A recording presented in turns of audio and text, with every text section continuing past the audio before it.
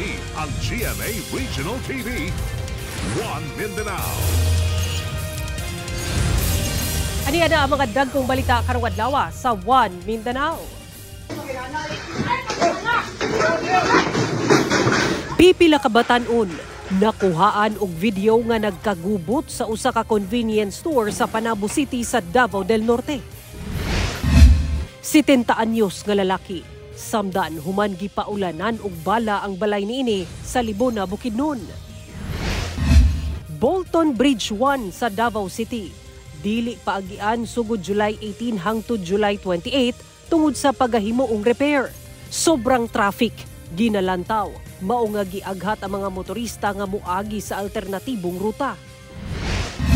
Dalan nga kanunay ginabaha sa usa ka barangay sa General Santos City, gireklamo sa mga residente ug motorista. Empleyado sa General Santos City Hall, gipaimbestigahan kalabot sa ngil-ad matud pa nga pamatasan ngadto sa usa ka kliyente. Kini ang GMA Regional TV, One Mindanao. Mayong hapon, Mindanao. Ako si Sara Hilomen Velasco. Pahibalo sa mga motorista sa Davao City nga gipaabot ang bugat nga dagan sa trapiko kay temporaryong siradan ang Bolton Bridge 1 sugod sa Biyernes, July 18 hangtod 28 alang sa ipahigayong repair. Hinuon abli ang Bolton Bridge 2 nga himuong two-way traffic. Ari report ni Argil Relator. Sugod alas 10 sa gabi karong Biyernes, July 18 hangtod sa July 28 sa tungang gabi, temporaryong siradaan sa mga motorista ang Bolton Bridge 1 sa Davao City. Kini ang tulay nga southbound ang direksyon. Kini alang sa urgent repair sa expansion joint sa maong tulay. Kahinumduman ini atong Abril, gisugdan sa DPWH ang pag-ayo sa maong tulay kung asa gabi ilang sugod 9 PM hangtod 5 AM ang temporary closure sa maong tulay. Apan mihangyo matud pa ang kontraktor sa maong tulay ngadto sa City TMO nga tibuok adlaw gayod nga dili paagian ang tulay. Dili siya makuha ang curing na optimal effect. So they propose to have a bridge full closure for 10 days. Hinuon ang Bolton Bridge 2 o northbound direction magpabiling abli apan himuon una kining two-way traffic. Apan ang mga truck nga gikan og norte dili tugutang moagi sa Bolton Bridge 2. So there will be rerouting as part of our traffic mitigation measures. I-reroute ang mga truck going south. So abdaw palandaan palikuon na nato para dili sila matakot sa Bridge 2. Hinuon dunay alternatibong ruta gikan Leon Garcia sa Agdao, mamahimong moagi ang mga truck sa Santa Ana Avenue, dayon Quirino Avenue, hangtod MacArthur Highway, liko sa Sandawa, dayon Lahos sa Quimpo Boulevard.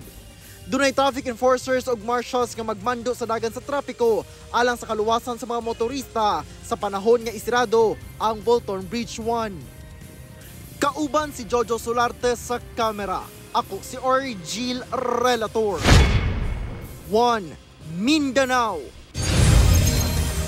Usa ka resolusyon ang gipasa sa Davao City Council agig suporta sa panawagan alang sa immediate release ni former President ug Davao City Mayor-elect Rodrigo Duterte.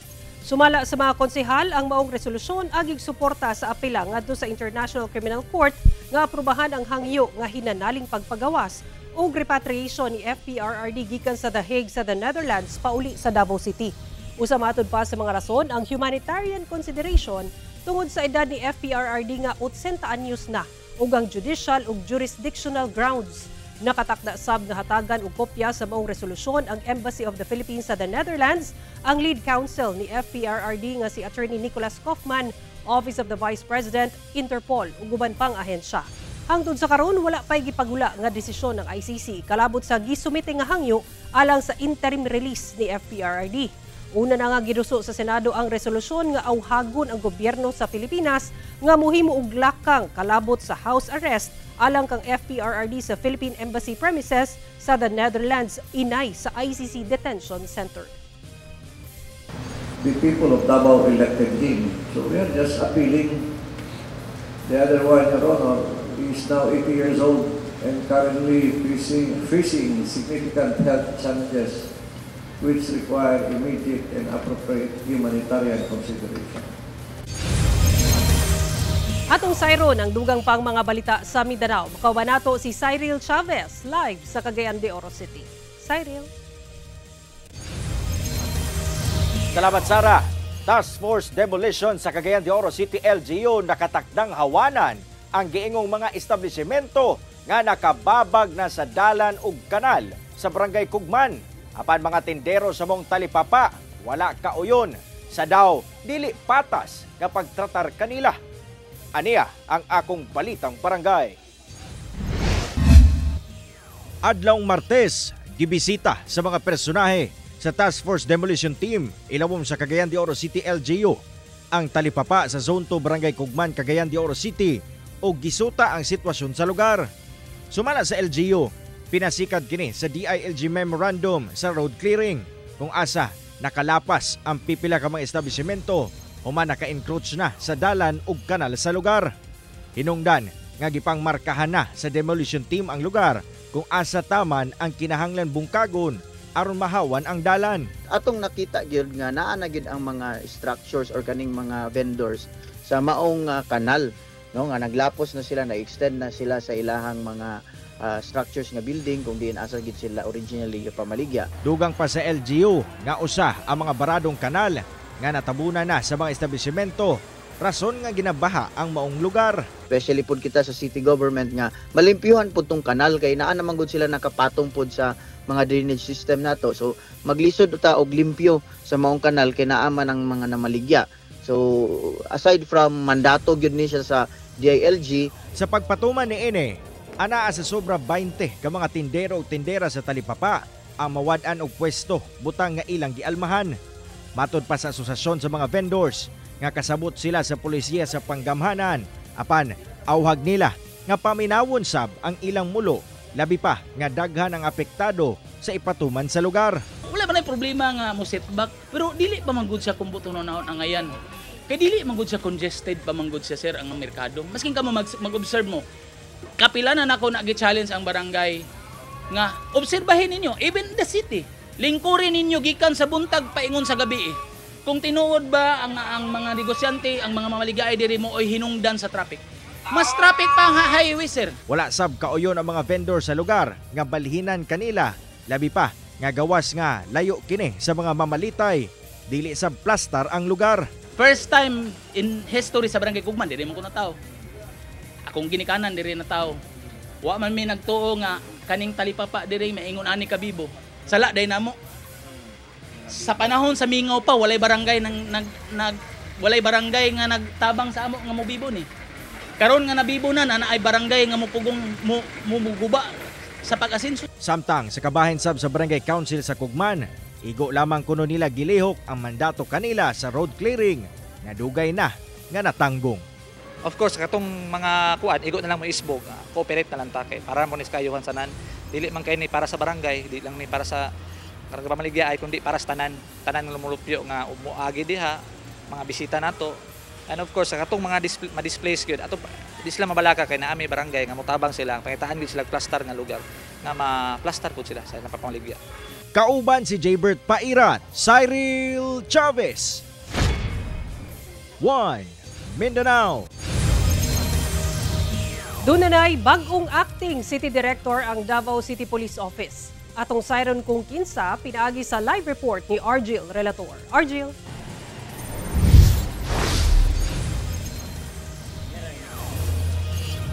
Sara, opisyal na nga milingkod isip acting City Director sa Davao City Police Office, si Police Colonel Manan Maurit. Pulihan ni Police Colonel Manan Muari si DCPO Officer in Charge, Colonel Mariano Rodriguez, nga mausay kasamtangang Deputy Regional Director for Administration sa PRO 11. Una ang paglingkod, isip acting City Director sa DCPO. Nagsilbi isip Director sa Salam Police Center, ubos sa Directorate for Police Community Relations sa Campo Crames sa Kauluhan si Colonel Muari. Ang maong unit mo'y nakatutok sa police matters na dunay kalabutan sa Muslim communities. nagsilbi sabsiya kaniadto nga hepe sa Regional Headquarters Support Unit kon RHSU 9 sa Zamboanga Peninsula. Sumala sa DCPO nga July 11, dihang nigula ang order gikan sa PNP National Headquarters sa kauluhan sa appointment ni Colonel Muarip isip acting DCPO Director. Gipahigayon karong hapon ang turnover ceremony sa Davao City Police Office. Apan wala na gitugtan ang media nga mo-cover sa moong aktibidad. Sara, sumala sa DCPO nga doon na may ipakanaog ng mga marching orders sa Colonel Mauri sa mga station commanders sa Davao City sa mga police station agig pagpaniguro nga magpabilin ang kahapsay ug kalinaw sa syudad. Sara.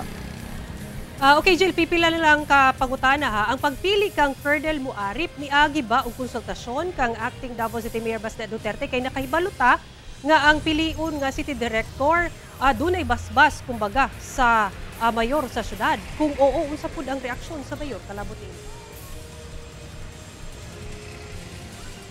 Actually, Sara, ating pangayuan og pahayag no ang kampo ni Davao City Acting Mayor Baste Duterte labot sa appointment ni Colonel Maurip isip acting City Director sa Davao City Police Office. Apan wala pa siya nihatag og tubag ilahang kampo no. Apan sa atong ulahing pakikinabi kay Acting Mayor Baste Duterte, gibutyag niya nga sama sa appointment kaniadto ni Police Colonel Hansel Marantano nga wala siya konsultasyon o wala niya konsultasyon kaniya ang appointment. Busa wala na siya nag-expect nga sa bag-ong City Director karon no nga i-consult pa siya kung kinsa man ang i-appoint sa DILG o National Headquarters sa Philippine National Police.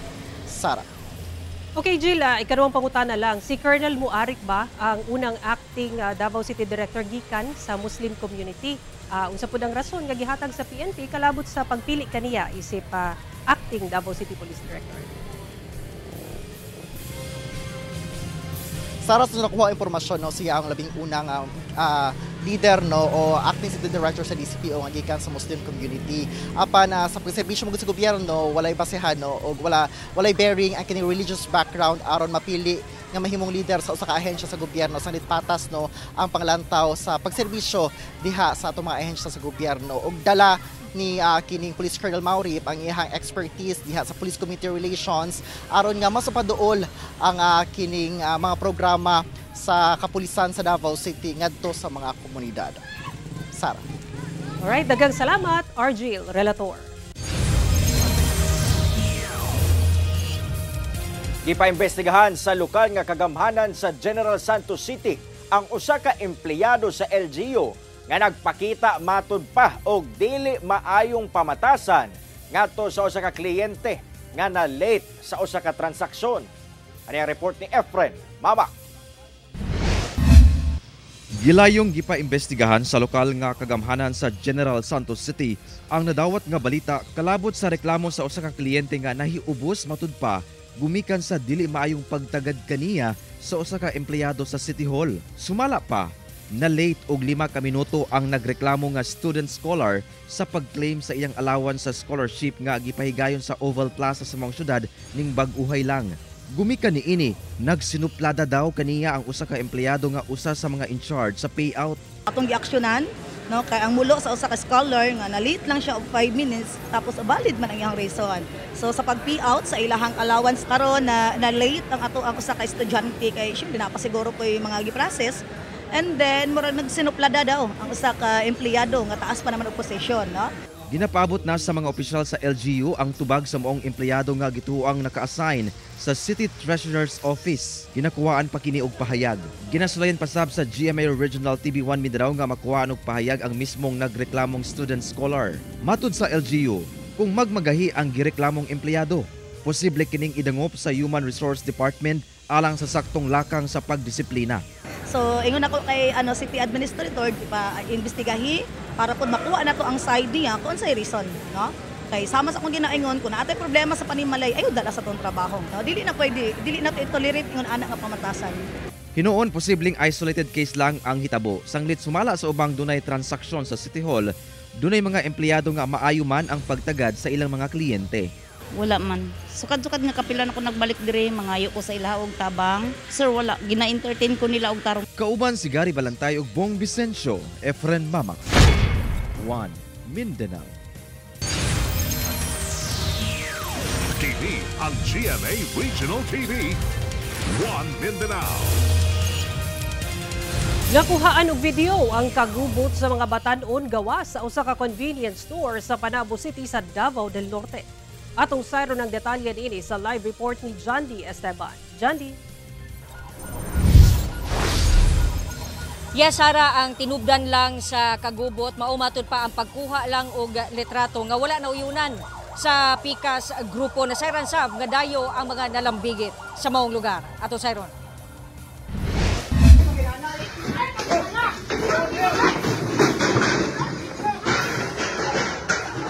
Kini ang viral video online. Diin makita nga nagkagubot ang mga batan-on gawas sa usa ka convenience store sa Barangay San Pedro, Panabo City, Davao del Norte. Alas 5 sa buntag kagahapon. Nagsugod ang kagubot sa panaglalis.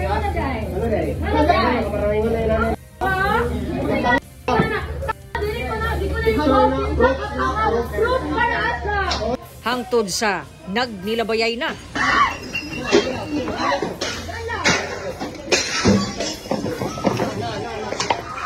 Nahunong lang ang gubot dihang miuwang na ang security guard. Sumala sa kapulisan, dili na muduso og kaso ang management sa establishmento ug ipabayad na lang ang mga nalambigit sa danyos nga mokabat sa 10,000 pesos. Both parties yata ma'am, murag under na sa influence sa liquor. So mao to nga murag init na ang ulo. So mao to nga ni-ignite og samot ang panaglalis o wala na control ang matagtag sa kainit sa ulo. As of the moment ma'am, murag nagka-settle na daw sa kaning dapat lang ilang atubangon versus sa kaning complaining party. Sa paghinabi sa GMA Super Radio Davao kang Police Lieutenant Colonel Dexter Cuevas, ang officer in charge sa Panabo City Police Station, pulos mga residente sa Davao City ang 5 ka nalambigit sa kagubot. Kinsa midayo sa Panabo City aron mag-inom tungod sa gipatumang liquor ban ordinance sa syudad sa Davao. Nanukad matud pa ang kagubot human gipalagan sa usa ka grupo ang pagkuha sa laing grupo og hulagway og video nga walay pagtugot gikan kanila. Ginasuta pa ang hinungdan kung nganong nagkuha og hulagway og video among grupo. Tungod sa kagubot, pipila sa mga nalambigit ang kahiagom og samad og bunog sa kalawasan. Gitugo na sa barangay ang panaghusay sa mga batanon. Ginasulayan pa sa GMA Regional TV 1 Mindanao nga makuhaan og pahayag ang mga nalambigit sa insidente. Sara, nagpaimangno sab ang kapulisan ngadto sa mga ginikanan nga kanunay monitoron ang ilahang mga anak, ilabi na kung naa pa kini sa gawas bisan 10 oras na sa kagabhion. Kung kinsa o kinsay kauban o kung asa nagaadto aron dili pa marisan ang nahitabong rambol diha sa Panabo City. Sara. Okay, daghang salamat, Jandy Esteban. Patay ang usa ka babae human gipusil sulod sa apartment niini sa Tagum City sa Davao del Norte kaganinang kadlawon. Suspect gilayong nadakpan.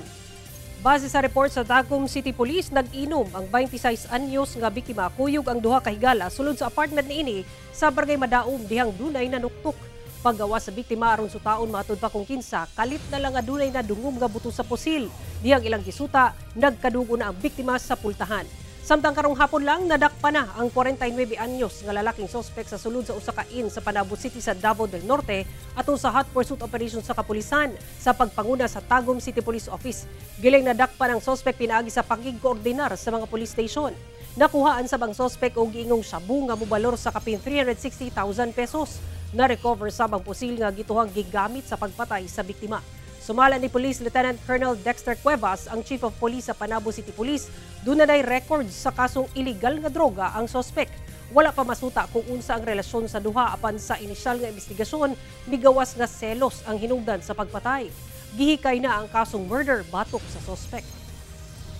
Ang katong nanuktok, allegedly mao to ang suspect. Pag tuktok, pag open sa door, naamay nadunggan ang iyang kauban na buto. So paggawas nila, nakita na nila ilang kauban nga ay dugo dito sa may portahan. Nangiingon sa mga investigators karon ma'am nga nga takong posibilidad nga ma-solve ang case.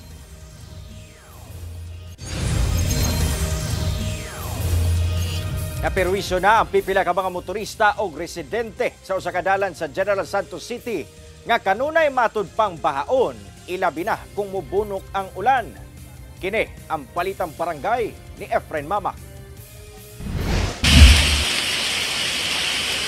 Daw nahimong suba na kining usa ka dalan sa New Society sa Barangay Apopong sa General Santos City human ang pagbunok sa kusog nga ulan Martes sa hapon. Butang nga nagpalisod sa mga tricycle ug ubang motorista sa paglabang alang sa paghatod og pasahero. Luoy kay mga sika driver ug ang mga sakyanan nga mga lubong. Gani ang maong tubig baha milunupsab sa pipila ka mga kabalayan sa maong lugar. Magag-o magina ako yaw man ko kay musulod kasi ang balay ng baha. Ang maong street flooding dugay na kunong mulo sa mga apektadong residente sa maong barangay. Nang hinaot sila nga unta, matagad na kini sa mga hingtungdang ahensya. Kay para dili na mabaha, ta masiminto ning kwan dalan diri. Ako gusto nga ayun unta ni among tipoy andalik. Matud sa opisyal sa Barangay Apopong, private property pa kuno ang maong dalan nga ginabaha. Ginahusay pa kuno kini sa korte kauban ang tag-iya sa maong luna kinsa ginakuhaan pa og pahayag. Dahil private road siya, hindi siya pwedeng ma-implementan ng government project not unless donated. So we tried to request for a donation. Unfortunately, sa stage ngayon nasa court po yung mismong property. Apan doon na kunoy drainage projects nga kasamtangang gipahigayon sa duha ka mga government roads sa maong barangay nga anaa sa taas nga lugar. Dakong tabang matud pa kini sa pagmenos sa tubig baha nga mopadulong sa maong dalan nga ginabaha nga anaa sa ubos nga lugar. Ang tubig manggagaling sa higher portion. Nag-start po 3 years ago yung ating improvements dito. Siyempre, pagdating doon sa area, hindi nila mafe-feel na merong ginagawa kasi hindi doon ang implementation ng project. But nilocate natin yung source ng tubig. Kauban si Gary Balantay ug Bong Vicencio, Efren Mamak. 1 Mindanao. Kini ang GMA Regional TV 1 Mindanao. Dakpan ang usa ka senior citizen nga babae human na maligya og chainsaw online nga walay permit sa Kidapawan City. Balog karon sa kapulisan ang 65 anyos nga babae aton sa intrapid operation nga gipahigayon sa PNP Regional Anti-Cybercrime Unit 12 o DENR 12 sa barangay Sudapin, Kidapawan City sa Cotabato Province banda alas 10:40 sa buntag adtong Martes. Among suspect misulay kuno og baligya og chainsaw online nga walay permit gikan sa DENR nga usa ka kalapasan sa RA 9175 kun Chainsaw Act of 2022. Matod sa kapulisan, among suspect dugay nang gipaubos sa surveillance og online monitoring hangtod nga nadakpan. Ginasulayan pa kining makuha og pahayag sa GMA Regional TV 1 Mindanao. Matod sa PNP og DENR, ang ilegal nga pagpamaligya og chainsaw usa ka serious offense nga magdala og hulga sa seguridad ug sa proteksyon sa kinaiyahan. Gipagula na sa Commission on Elections ang giamyendahang calendar of activities alang sa maabot nga barangay ug sangguniang kabataan elections nga nakatakda karong Disyembre 1. Sa impormasyon nakuha sa GMA Super Radio Davao base sa gipagawa sa COMELEC, ang voters registration, reactivation ug pag-update sa mga datos sa botante ipaygayon sugod Agosto 1 hangtod Agosto 10. Ang filing sa Certificate of Candidacy sugod Oktubre 1 hangtod 7. Ang pagpangampanya ipahigayon sa Nobyembre 20 hangtod 29. Busa ginadili ang pagpangampanya sa Oktubre 1 hangtod Nobyembre 19. Ang election period ug implementation sa gun-ban ipatuman sa Oktubre 27 hangtod Disyembre 31. Kaynung dumang unang gischedule sa COMELEC ang BSKE voters registration sa bulan sa Hulyo. Apan gisuspende kini sa komisyon, human giratipikahan ang Bicameral Conference Committee report nga lugwayan ang termino sa mga barangay ug SK officials ngadto sa 3 hangtod 6 ka tuig ug ipostpone una ang eleksyon ngadto sa unang Lunes sa Nobyembre sunod tuig. Nagkainit na ang mga eksena sa Encantadia Chronicles Sangre. Karong gabi, mahibaw-an na sa mga sangre ang gikahibulungan nga mga revelasyon. Makita na ang lahi nga level sa kusog ni Tera played by Bianca Umali. Samtang may bawan nga si Adamus played by Kelvin Miranda, usa ka sangre. At ang ikiniunya sa GMA Prime sa alas 8 sa gabi pagkahuman sa 24 oras. Sa nagkaduol nga grand final sa The Clash Season 7, mipaambit sa ilang mga plano ang New Clashers kung mahimong grand champion. Sa nagpabiling unong ka New Clashers alang sa The Clash Season 7, nagkariya na ang ilang plano kung mahimong kampyon. Sumala ni Venus Pelobelo from Batangas, pamilya ang iyang unahon. Si Marian Pamenta from Batangas Sab, both himong advocacy ang awareness kalabot social anxiety. Si Jace Rafael from Las Piñas, both mahimong songwriter ug producer. Si Lia Ferdeloso from Misamis Oriental, magpadayon sa mag-eskwela. Si Adele Yu from Cotabato City, both makig-collab sa mga singer. O si Juwari Sabith from Bulacan, mutabang sa ilang simbahan. At ang mga intense nga tagisan ng talino at boses sa New Clashers ug Flashbackers sa The Clash Season 7 matag Domingo, alas 7:15 sa gabi sa GMA. Number one po is tulungan po yung family ko. And gusto ko rin po na nalumaki pa po yung negosyo namin. Gusto ko po ng mga talks. Gusto ko po mag-talk sa mga events para sa mga taong nagda-doubt sa sarili nila na i-push lang nila ang sarili nila. Papahinga ako ng malala. Then, itutuloy ko yung pangarap ko na magsulat po, mag-produce ng songs for me and for other artists. Babalikan ko po yung pag-aaral ko po. And tutulungan ko po yung mom and dad ko. Mag-collab po, sana. Yun talaga ang gusto ko. Magkaroon ng mga collabs with yung mga mabibigat na icons sa music industry. And then also sa new ones din. Kaya po ako sumali dito para po talaga sa family ko. And para po makatulong po sa church as a worship lead po sa church po namin. Huwag mo gato ang mga ulang balita sa Mindanao karong adlaw. Mamahimo ninyo kini makita pag-usab pinaagi sa pagbisita sa official website sa GMA Regional TV o bisita ang among official YouTube channel o i-click ang subscribe button para sa pinakaulang balita. Daghang salamat sa atong mga kapuso sa Mindanao nga nagalantaw kanamong sa atong mga kapuso abroad. Padayon lang sa pagtutok sa mga lokal nga balita matag adlaw tungod sa GMA Regional TV, Local News Matters. Kami ang GMA Regional TV 1 Mindanao, tibok pwersa para sa mas na komisyon ug mas halapad nga pagserbisyo sa nasod.